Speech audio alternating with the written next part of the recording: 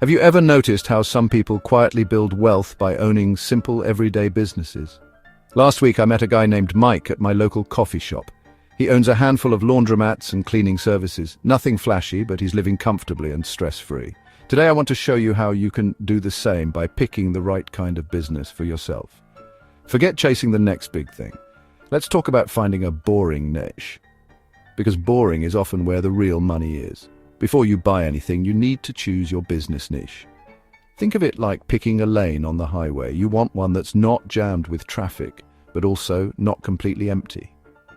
I remember when I first started, I wasted months looking at trendy businesses that sounded exciting but were way too risky. The niche you pick can make your life easier or much harder. The right one brings steady cash and peace of mind. The wrong one, endless headaches. Let's make sure you get it right, step by step. I'm going to share 5 simple rules to help you pick a great boring business niche. For each rule, I'll give you a real-life example and break down exactly why it matters. By the end, you'll know what to look for, what to avoid, and how to spot opportunities that others miss. Let's dive in with the first rule. Rule 1. Look for markets with lots of small businesses. I once helped a friend, Sarah, buy a small landscaping company. She picked landscaping because her town had dozens of little companies, not one giant player. That made it easy for her to get started and find customers. If you see lots of mom and pop shops, like local plumbers, dry cleaners or pet groomers, that's a good sign. It means you can compete and maybe even buy up a few businesses over time. Why does this matter? If one big company controls everything, it's tough to break in.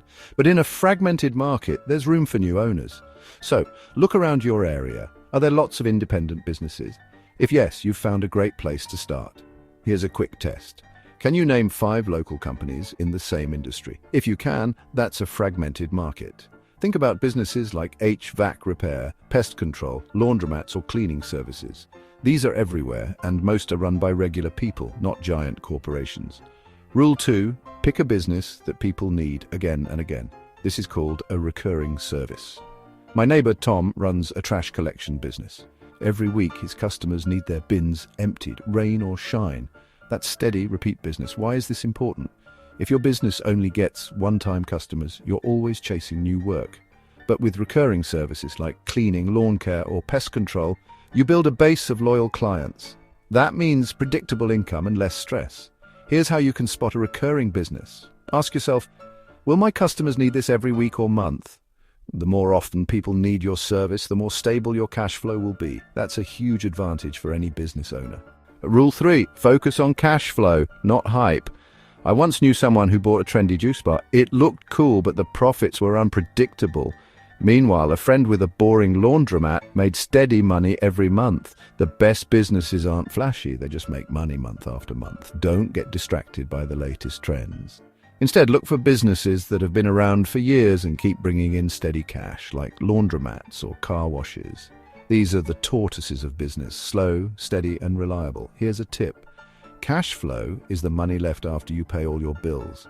Ask yourself, would people still need this if the economy got tough? Will they need it 10 years from now? If the answer is yes, you're on the right track to building a business that lasts. Rule 4. Look for businesses that are behind the times. I once visited a dry cleaner still using paper invoices and a wall calendar. That's a golden opportunity. Many small business owners are great at their trade, but not at technology. If you bring in simple tech like online payments or digital scheduling, you can make things run smoother, attract more customers, and earn more money right away. You don't need to be a tech genius. Just look for easy upgrades. Even small changes like switching to digital invoices can save hours every week and boost profits. Look for these easy wins that the previous owner might have missed. Rule 5. Keep it simple. You don't need a business that's complicated or hard to run. Your goal is to build an asset, not create another stressful job for yourself. The best niches are ones where you can train new people quickly and follow a proven system. For example, a mobile car wash or a cleaning service.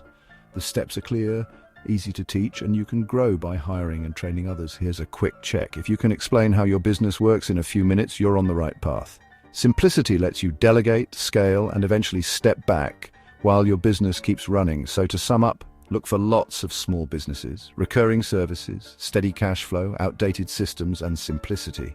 These 5 rules are your filter. If you find a niche with all 5, you've found a winner. That's where you can build something big, one step at a time. Anyone can do this. You just need to start with the right plan and a willingness to learn. In the next video, I'll show you how to create your own roll-up plan. This is your personal roadmap for what businesses to buy, how they fit together, and how to make them work for you. It's easier than you think, and I'll guide you every step of the way. So hit subscribe, turn on notifications, and get ready to take action.